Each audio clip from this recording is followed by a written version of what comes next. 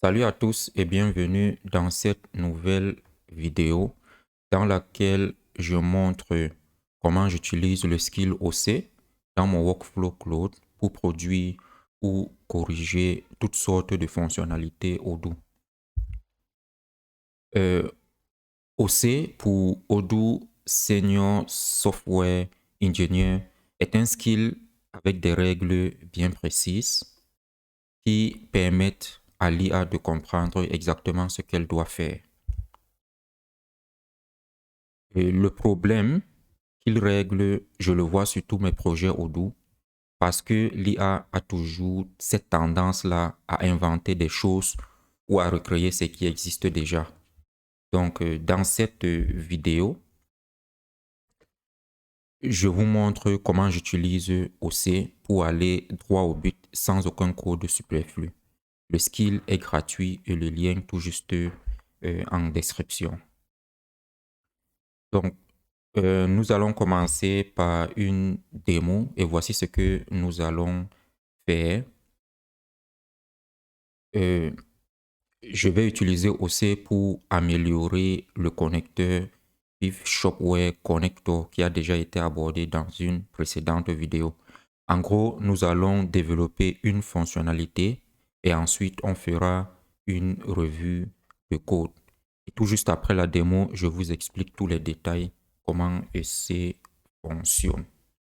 Donc, je viens ici au niveau de Claude et je lance directement OC. Je lui dis j'ai besoin d'OC et il va me demander un fichier. Donc, le fichier, je vais prendre cette to-do ici, je copie le chemin et je passe ici. Et là, il va commencer son travail. En gros, qu'est-ce qu'il est en train de faire? Sur le module PIF Shopware Connector, il va ajouter un endpoint qui prend en référence une commande Shopware et renvoie l'état de traitement de la commande Odoo correspondante. Je fais Yes. Juste pour info, pendant que le skill est en train de fonctionner en arrière-plan, dans une précédente vidéo, dont le lien sera également en description, nous avons fait une connexion entre Shopware et Odoo. Et Shopware, on essaie de récupérer, autant pour moi, des commandes Shopware à travers un process order, qui est une fonction Odoo, qui, elle, va créer un ensemble de queues. Donc, toutes les commandes Shopware seront dans une sorte de queue et un job fulfill order, dont le queue job fulfill order va alors créer la commande au niveau d'Odoo, puis le picking et les factures seront elles également créées.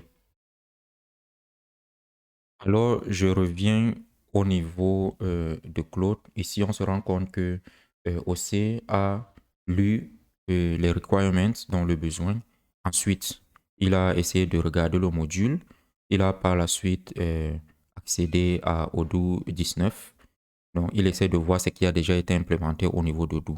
Et tout ceci fait partie de ces skills, des règles qui ont été ajoutées. Donc, ces règles lui disent de ne rien inventer, de faire uniquement ce qui existe. Et si il y a une fonctionnalité, quelque chose qui existe déjà, il doit plutôt réutiliser ce qui existe. Donc là, on voit, il a essayé de créer ce service-ci. C'est un service qui sonne RPCE qui va récupérer une commande créée dans Odoo et va essayer de renvoyer le résultat.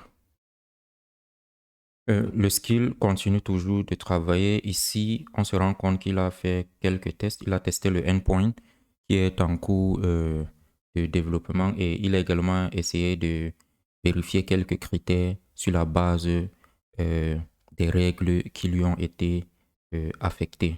Donc là, il continue. Je fais Yes. Il a également vérifié le fulfill order ici. Le fulfill order qui est cette fonction-là qui permet de récupérer toutes les commandes de Shopware et qui met en attente dans une liste d'attente qu'on appelle ici queue, donc les queue jobs. Il a aussi vérifié ce qui se fait à l'intérieur dans le but de pouvoir réutiliser ou juste améliorer et non recréer de zéro tout ce qui existe déjà. Donc là, il me dit, to verify criterion 3, fully delivered plus invoice order, I need an order whose delivery is actually complete. Donc, il a besoin, pour vérifier un critère qui est au niveau de to-do, d'un delivery, d'un picking ou d'un transfert qui est entièrement fait. Donc, aucun n'existe au niveau de ma base de données TIA Beverage. Donc, il nous demande, il peut valider un pack en def au niveau de la BD, ou bien il peut laisser, ou bien il peut juste corriger le fulfillment. Ok, ça c'est un cas. Essayons de lui dire ok, vas-y plutôt et corrige, parce qu'il y a en fait une erreur, il veut tout juste bypasser. En regardant comme ça, il peut lui dire ok, vas-y et corrige juste le fulfill order. Donc, il continue son travail. Un point très important, autant pour moi, excusez-moi. Un point très important, vous voyez ici, investigating the root cause before touching anything. Il est ici en train de chercher la cause exacte de l'erreur qu'il a vue tout à l'heure. En fait, je lui ai demandé de corriger le fulfill order parce que pour pouvoir faire son process, il a besoin qu'un delivery soit au moins terminé. Il se rend compte qu'ok, fulfill order ne termine pas cette delivery-là. Et au lieu d'aller juste imaginer une réponse, il dit non, je vais d'abord investiguer la cause racine de cette erreur-là avant de toucher quoi que ce soit. Et là, c'est ce qu'il est en train de faire. Et tout juste avant, il a également vérifié un autre critère concernant les accès. Access error ici, no data leak, no sudo anywhere in the method. Donc, il trouve un problème, il le corrige sur la base d'une investigation bien faite. Donc, il n'imagine pas les solutions. Il va aller chercher au niveau du repo ou bien au niveau du code source Dodo, qu'est-ce qui a été fait, ou bien chercher la cause racine, qu'est-ce qui est à l'origine de l'erreur avant d'appliquer toute modification, toute correction.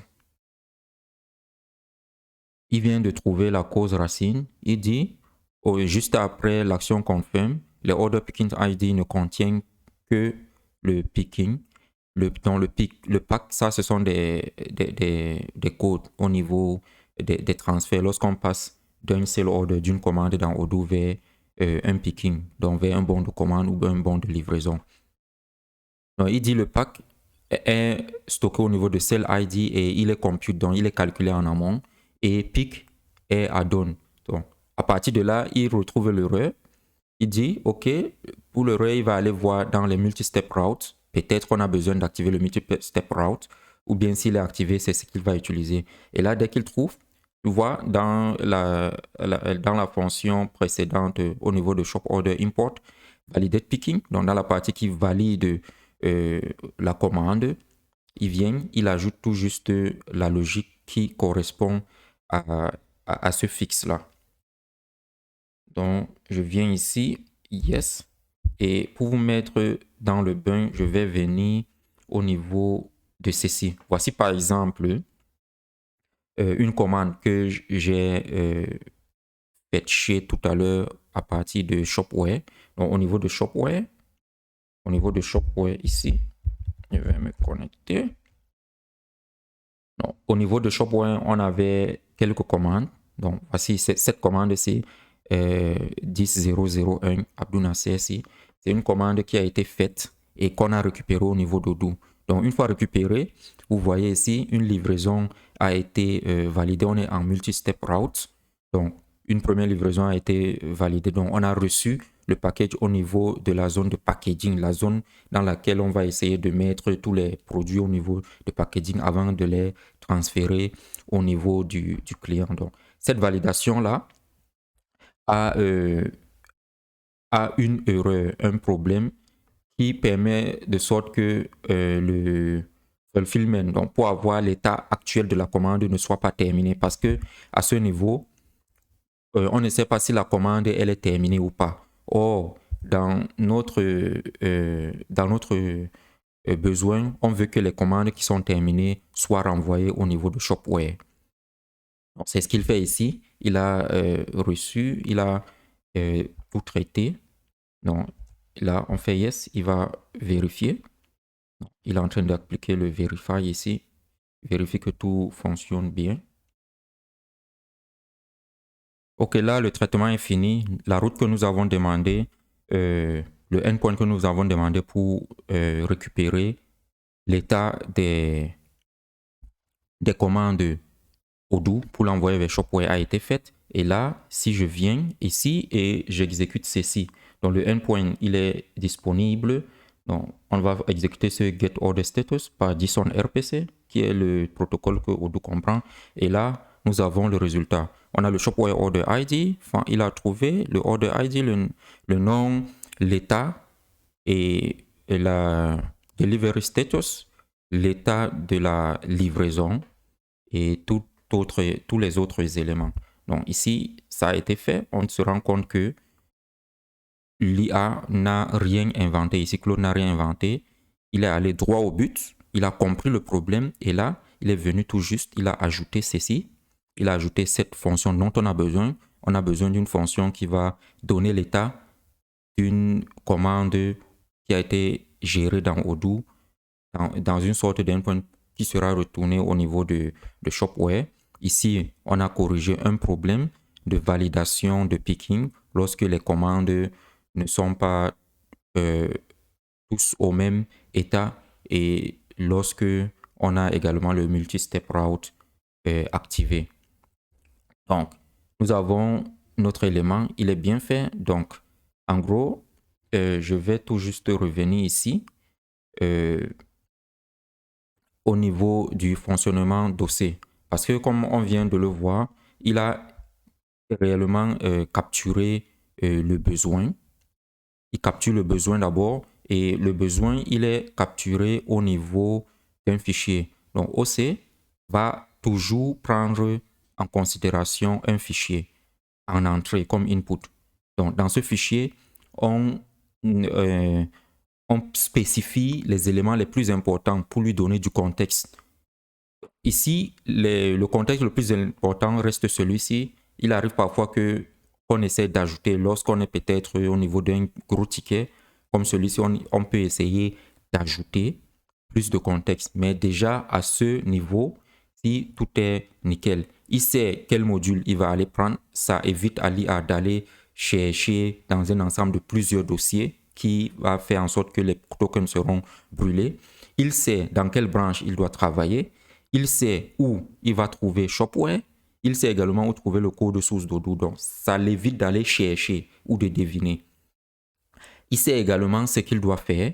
Voici l'objectif, un endpoint qui prend une référence de commande Shopware et retourne l'état actuel de la commande. Donc, après avoir capturé le besoin, il va chercher la version d'Odoo dont il est question pour faire une sorte de vérification entre le besoin là par rapport au code source d'Odoo ou au repo. Donc, il va venir vérifier est-ce que dans Odoo, il y a une manière de retourner les order ID qui ont été processed, oui ou non. Il va l'utiliser ou bien il va créer sinon. Donc, il vient ici. Il va également vérifier au niveau du repository. Lorsque c'est fait, il va essayer d'établir un plan. Il établit le plan et il va, pour des fonctionnalités complexes, il va fournir ce plan-là, il va proposer ce plan-là au développeur qui va essayer de valider ou non le plan. Ensuite, sur la base de la validation, il va faire l'implémentation. Dans notre cas, il s'agissait d'une fonctionnalité pas très complexe, donc il va directement continuer. C'est ça ici, approval getting.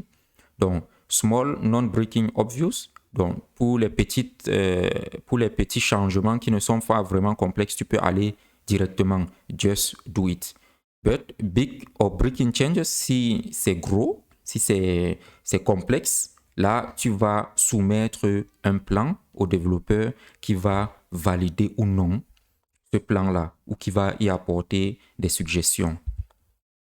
Cette technique permet vraiment d'avoir le contrôle sur l'IA et d'avoir le contrôle sur tout ce que l'IA va produire. D'autre part, il est également possible qu'il fasse un code review. Donc ici, je vais lui demander de faire une code review.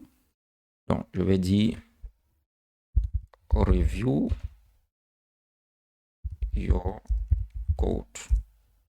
Par exemple, on lui demande de faire une code review. Ou bien des fois, ce que je fais lorsqu'il s'agit de review, j'essaie de passer ici l'objectif en disant, OK, il s'agit ici d'un code review. Donc, je crée un nouveau fichier de review. Je lui passe les informations dont j'ai besoin, ainsi que les détails du ticket sur lequel je travaille. Et je lui passe comme objectif le review et je lui dis de faire le code review et de me renvoyer uniquement les points bloquants. Donc là, il fait ce review-là, il envoie ces points bloquants-là. OK, la revue de code a été faite. Donc, il a trouvé 3 points bloquants. Blocking. Le premier ici, fulfill order. Donc, la façon dont il a écrit la fonction au niveau de cette boucle-ci là n'est pas bonne à ce qu'il paraît ici. Donc, ça, c'est une amélioration à faire. Ensuite, il a repéré 2 non-blocking issues. Donc, ce que je fais, j'essaie toujours de corriger les blocking issues. Même lorsque je fais le code review d'un collègue, je mets l'accent sur les blocking issues parce que souvent les non-blocking issues sont juste, comme expliqué, non bloquants. Ça n'a pas de réel impact au niveau du code. S'il y a du temps, oui, on peut les corriger, mais les plus importants, ce sont ces blocking issues. Et OC, lui, au niveau des code review, prend vraiment le temps, la peine de préciser les blocking issues et les non-blocking issues afin que le développeur puisse savoir quelle est la priorité de correction à ce niveau-là. Donc là, il s'agissait également du code review que OC peut faire. Et là, quelle est son architecture? Comment est-ce que OC fonctionne? OC, c'est simple. Comme vous pouvez voir ici, vous avez le dossier OC avec un skill MD. Et dans ce skill-là, il y a 4 éléments très importants qu'on précise. On a requirement file is the entry point. Comme vous l'avez vu ici au départ, j'ai dû envoyer le fichier. Donc, lorsqu'on essaie d'appeler OC, comme ça, vous voyez ici requirement file. Donc, il faut toujours envoyer un fichier. Pourquoi le fichier? Parce que avec le fichier, vous avez le temps d'introduire tout le contexte dont vous avez besoin pour que l'IA puisse vous aider facilement. Donc ça, c'est une condition obligatoire. Ou bien, reading the source anti-guessing. Ici, on lui demande toujours de lire la source, donc le code source. Il va toujours aller lire. Donc, pour un module qui travaille au niveau du stock, il va essayer d'aller dans le module stock d'Odoo, voir la fonctionnalité qui a été overwrite pour pouvoir faire ses ajouts ou bien pouvoir faire des suggestions. Donc, non-negotiable operating rules. J'ai ici des règles qui sont non négociables. Ici, je vais descendre au niveau de ces règles-là, non-negotiable rules. Ici, la version. Toujours, il faut avoir une version parce que la version va te permettre de te projeter sur la version de whole, côté JavaScript pour le front-end qui sera utilisé ou bien côté API. Par exemple, JSON RPC actuellement au niveau de 19 est très recommandé. Et la fonctionnalité qui venait d'être faite a été faite avec du JSON RPC. Donc, il y a ça. Il y a également le fait qu'il doit toujours lire le code source. Il doit faire des changements chirurgicaux. Donc, il doit toucher exactement où on a besoin qu'il touche le code. Il ne faut pas qu'il aille toucher une fonction dont on n'a pas besoin parce qu'il veut juste faire un refactoring. Non, ça ne marche pas. Et il doit éviter d'ajouter des changements qui vont en quelque sorte casser l'application ou casser ce qui existe déjà. Et il doit être factuel, fait sur la base de ce qui existe déjà, donc sur la base des codes qui sont déjà là, qui existent dans le repo ou bien au niveau de Odoo. Approval getting, comme j'expliquais tout à l'heure, approval getting ici, c'est le plan. Donc, il doit proposer un plan pour les tâches complexes et le développeur doit valider, donc approuver ou bien faire des suggestions pour qu'il puisse continuer de travailler. Et il y a également différents modes. Donc, il a un mode où il doit créer un nouveau module, une nouvelle fonctionnalité. Il a un mode sur lequel il doit corriger un bug ou bien il doit chercher l'origine euh, d'un problème ou bien le code review. Donc, sur la base du contenu du to-do, il va se fixer un mode ici et c'est ce mode-là qu'il va également aller en quelque sorte exécuter pour pouvoir apporter de meilleures solutions. Alors, l'architecture est en fait, elle est vraiment simple. Ici, on a comme référence, dans les références de OC, nous avons le back-end, ce dont il a besoin pour le back-end, le front-end, ce dont il a besoin pour le front-end, les security data pour les règles d'accès, SSE, ça c'est la base, c'était la base, Senior Software Engineer, SSE lui également très important, très simple dans son architecture, mais très pointu également. Je vais essayer de vous montrer SSE ici. Ok, je fais ici, SSE. Donc, ici, on a SSE, Senior Software Engineer. Il va droit au but. Lui, c'est dans le software engineering en général. Il va droit au but. Et Odoo SSE, donc OC, lui, prend comme base ce SSE. Ce sont les fondamentaux. Et fait tout ce qu'il doit également faire. Ensuite, nous avons les versions, la détection de versions qui va conditionner un certain nombre de tâches ainsi que les vues XML qui sont en quelque sorte couplées au front-end. Alors, quelles sont les limites de OC? OC ne teste pas la logique métier à votre place. Lorsqu'on est développeur Odoo, on fait dans le métier. On essaie d'être développeur, mais il y a également la logique métier, comment la comptabilité fonctionne, comment le stock fonctionne chez le client et tout. Donc, OC ne va pas tester ça à votre place. Vous êtes responsable de vos implémentations. Le code n'est qu'un moyen. Donc, après chaque implémentation, il faut vraiment tester la logique métier. Il faut toujours relire la diff. La diff, c'est quoi? La diff, c'est ceci. Ce qui a été ajouté par rapport à ce qui a été supprimé. Donc, ici, je préfère toujours utiliser SourceGit. C'est cet outil que j'utilise pour mes diffs, pour également l'historique Git. Vous pouvez voir ici. Donc, je peux voir ici qu'il a ajouté filtre uniquement ce qui est bon. Ici, il a ajouté cette fonction. Il n'a rien supprimé. Et là, je vois qu'il a tout juste amélioré ces deux premières lignes-ci en ajoutant cette logique-ci et cette logique. Donc, il n'a rien supprimé. Et s'il arrive qu'il aille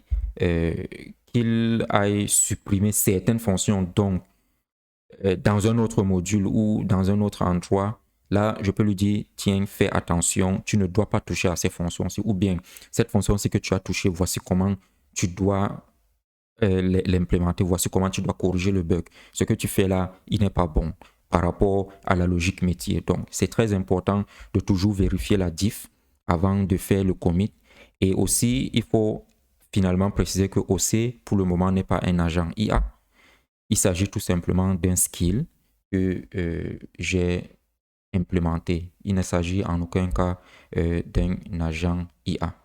Donc, en conclusion, on vient de voir comment j'ai utilisé OC, mon skill IA Odoo pour implémenter une fonctionnalité développée sur un connecteur Shopware. Voici Shopware, c'est un e-commerce. Et en plus du code review qu'on a également fait. Donc, OC en 3 points oblige de donner un fichier avec le contexte qu'on veut mettre en place. Ensuite, il va aller lire le code source et installer ou le code source au niveau du repo dans lequel on travaille, du projet dans lequel on travaille, pour proposer des solutions au lieu de deviner. Et il vous propose aussi un plan dans le cadre des gros changements, un plan qui sera vraiment validé avant de faire tout changement qui exige un peu de complexité. J'ai développé OC parce que je vais aller 2 fois plus vite avec Odoo. Et sur PIF, je vous montre comment aller, tout comme moi, 2 fois plus vite. Donc, n'hésitez pas à récupérer OC gratuitement. Voici le lien. Je le mettrai également en description. et branchez-le sur votre IA favorite. Sur ce, je vous dis à bientôt pour une prochaine vidéo dans exactement 2 semaines.